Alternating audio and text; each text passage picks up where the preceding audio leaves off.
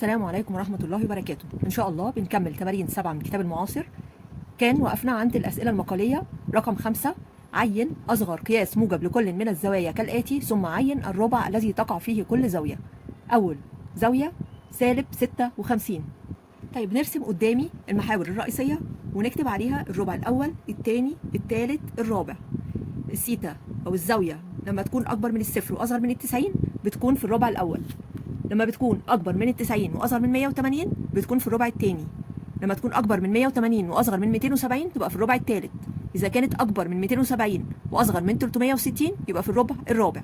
طيب ما عنديش قياس زاوية بيكون بالسالب، لازم أجيب أصغر قياس موجب للزاوية. عشان أجيب أصغر قياس موجب يبقى هجمع 360 على الزاوية اللي هو عطاها لي، يبقى هكتب سالب 56 زي ما هي، أجمع عليها 360 درجة. دي هتساوي 304 درجة. ليه؟ إشارتين مختلفتين في الإشارة، واحد موجب واحد سالب، اخد إشارة الكبير اللي هي الموجب ونطرح 360 ناقص 56 هيدي 304 درجة. هلاقي 304 درجة دي أكبر من 270 وأصغر من 360، يعني تقع في الربع الرابع، يبقى في الربع الرابع. يبقى كده جبنا أصغر قياس موجب للزاوية وعيننا الربع تقع في الربع الرابع. رقم 2 600. 600 دي مش أصغر قياس موجب للزاوية، لازم يكون عندي أصغر قياس موجب للزاوية. يبقى هاخد ال 600 هطرح منها 360 درجة عشان أوصل لأصغر قياس موجب للزاوية، هيدي 240 درجة. ده كده أصغر قياس موجب للزاوية 240 درجة. هنلاقيها بتقع في الربع إيه؟ أكبر من 180 درجة وأصغر من 270 درجة، يبقى تقع في الربع الثالث. رقم 3 سالب 215. عشان نجيب أصغر قياس موجب يبقى هجمع 360 درجة، يبقى هكتب سالب 215 زائد 360 درجة، إشارتين مختلفتين في الإشارة، إشارة الكبير واطرح، يعني إشارة الكبير اللي هي موجب واطرح 360 ناقص 215 هيدي 145 درجة. 145 درجة دي أكبر من 90 وأصغر من 180، يعني هتقع في الربع الثاني. رقم 4 940. عشان أجيب أصغر قياس موجب هطرح منها 360، هقول 940 لأن 940 دي موجبة أصلا، موجبة احنا عايزين أصغر قياس موجب، يبقى هطرح منها 360 درجة عشان أوصل لأصغر قياس موجب، هيدي 580 درجة. كده لسه ال 580 أكبر من 360، يبقى كده برضو ما وصلتش لأصغر قياس موجب للزاوية، يبقى هاخد ال 580 اللي طلعت وأطرح منها برضو 360 درجة، هتدي 220 درجة. 220 درجة دي أصغر من 360، يبقى ده كده أنا وصلت لأصغر قياس موجب للزاوية. هبص هلاقيها أكبر من ال 180 وأصغر من ال 270 درجة، يبقى كده أصغر قياس موجب هو 220. يبقى كده هو طالما أكبر من 180 درجة وأصغر من 270 درجة يبقى تقع في الربع الثالث. رقم 5 415 درجة. دي مش أصغر قياس موجب للزاوية، يبقى هكتبها 415 وأطرح منها 360 درجة، هتساوي 55 درجة. 55 درجة دي هلاقيها فين؟ أكبر من الصفر وأصغر من 90 درجة، يبقى كده تقع في الربع الأول.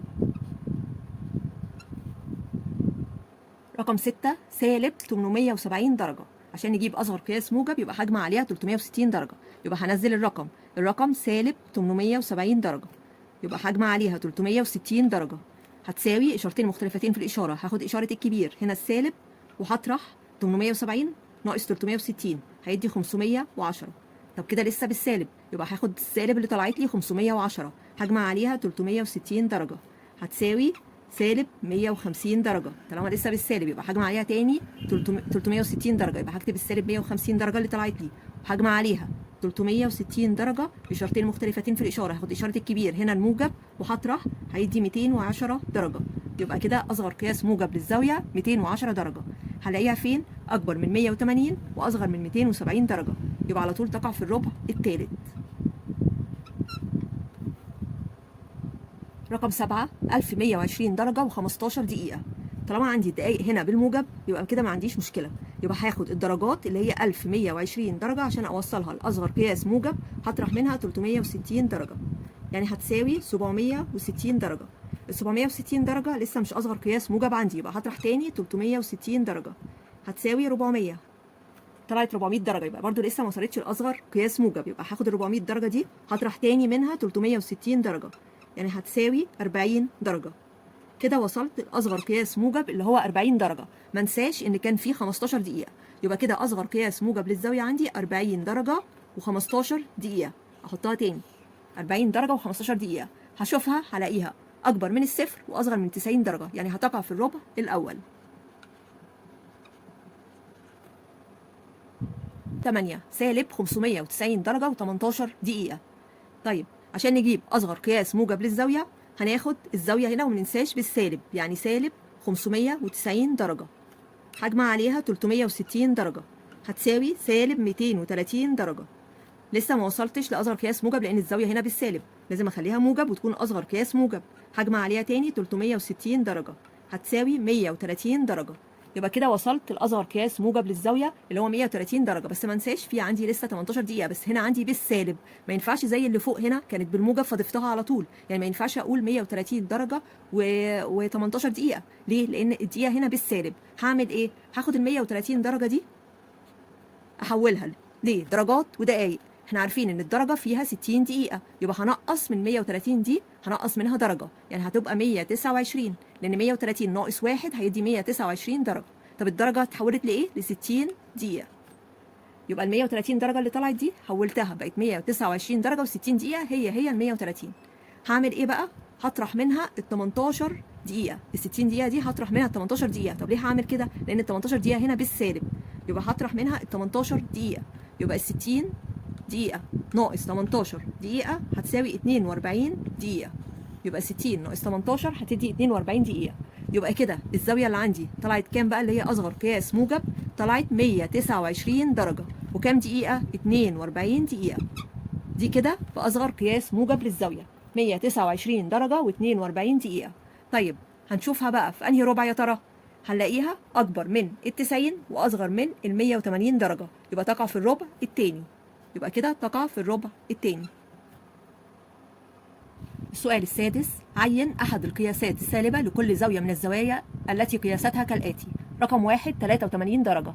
كأن بيقول عايز القياس السالب لكل زاوية من دول. طيب بعمل إيه؟ طالما هو عايز القياس السالب يبقى هقول ناقص 360 درجة. يبقى هاخد ال 83 درجة أنقص منها 360 درجة. إشارتين مختلفتين في الإشارة، آخد إشارة الكبير اللي هي السالب وأطرح 360 ناقص 83 هيدي 277 درجة. يبقى كده سالب 277 درجة. طيب رقم 2 136 درجة. عشان اجيب القياس السالب ليها هنطرح منها 360 درجة. يبقى هقول 136 درجة ناقص 360 هيدي سالب 224. سالب 224 درجة. رقم 3 90 درجة. يبقى هقول ناقص 360 درجة هتساوي سالب 270 درجة. رقم 4 264 درجة. يبقى هطرح منها 360 درجة هتساوي سالب 96 درجة. يبقى كده بجيب القياس السالب لكل زاوية. رقم 5 964 درجة. يبقى هقول ناقص 360 درجة هتساوي 604.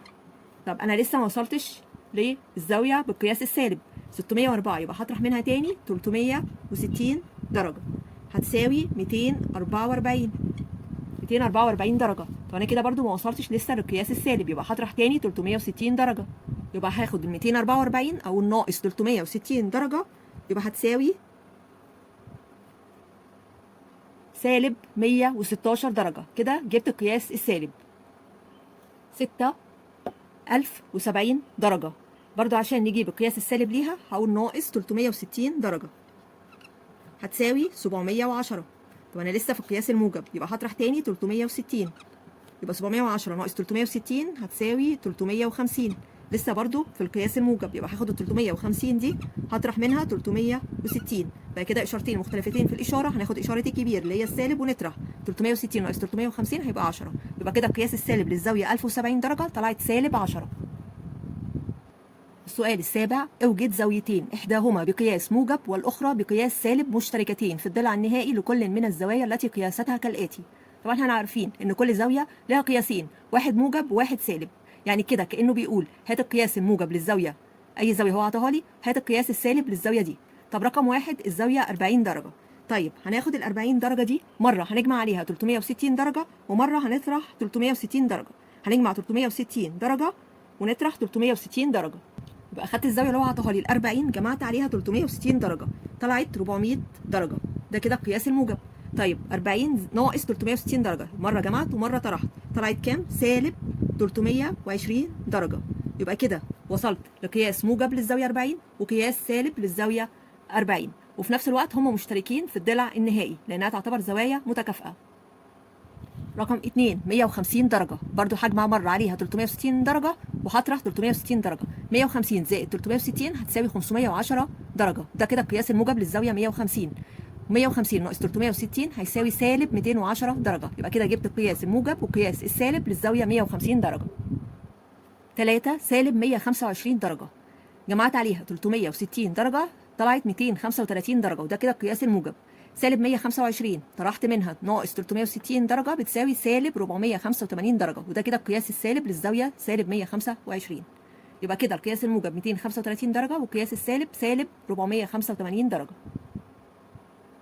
4 سالب 240 درجة، نفس الحكاية هاخدها واجمع عليها 360 درجة هتدي 120 درجة، ده كده القياس الموجب. سالب 240 ناقص 360 هتساوي سالب 600 درجة، ده كده القياس السالب. رقم 5 سالب 180 درجة، هاخدها واجمع عليها 360 درجة يبقى سالب 180 زائد 360 هتساوي 180 درجة، ده كده القياس الموجب. بعد كده هاخدها سالب 180 واقول ناقص 360 هتساوي سالب 540 درجة، ده كده القياس السالب. السؤال الثامن، اكتب قياس اصغر زاويه بقياس موجب. هو اول حاجه بيقول لي اكتشف الخطا، وبيقول السؤال اكتب قياس اصغر زاويه بقياس موجب وزاويه اخرى بقياس سالب تشتركان في الضلع النهائي للزاويه اللي قياسها سالب 135 درجه. وعاطي اجابتين، اجابه كريم واجابه زياد. اجابه كريم جايب اصغر زاويه بقياس موجب واصغر زاويه بقياس سالب، وعامل ايه؟ جامع 180 ومنقص 180. طبعا دي انا مش هفكر فيها خالص، احنا دايما بنفكر، دايما بنقول ايه؟ يا اما بنجمع 360 درجه او بنطرح 360 درجه. يبقى انا بستخدم ال 360 درجه في قياس اصغر زاويه بقياس موجب او اصغر زاويه بقياس سالب. يبقى انا كده اشوف، يبقى كده اجابه كريم مستبعده، اجابه اكيد خاطئه. طب اجابه زياد بيقول اصغر زاويه بقياس موجب، خد الزاويه اللي عطاها لي سالب 135 وجمع عليها 360 درجه وجاب اصغر زاويه بقياس موجب اللي هي 225 درجه، وجاب الزاويه بقياس سالب سالب 135 درجه اخدها وطرح منها 360 درجه طلعت سالب 495 درجه. طالما لقيته استخدم ال 360 درجه مره جمعها ومره طرحها يبقى هو دي الاجابه الصح. يبقى اجابه مين الصح؟ هي طبعا اجابه زياد. هو بيقول عايز اصغر زاويه بقياس موجب واصغر زاويه بقياس سالب، وقال تشتركان في الضلع النهائي، يعني معناها كده ان هي زوايا متكافئه. واحنا واخدين قانون الزوايا المتكافئه بيقول ايه؟ اي زاويه متكافئه بتساوي سيتا موجب او سالب النون في 360 درجه، يعني كده انا بستخدم ال 360 درجه. يعني هي كده مساله تنشيط ذهن. وبكده نكتفي بالتمارين دي كده النهارده، والمره الجايه ان شاء الله ناخد تمارين المستويات العليا. اتمنى تكونوا استفدتم، والسلام عليكم ورحمه الله وبركاته.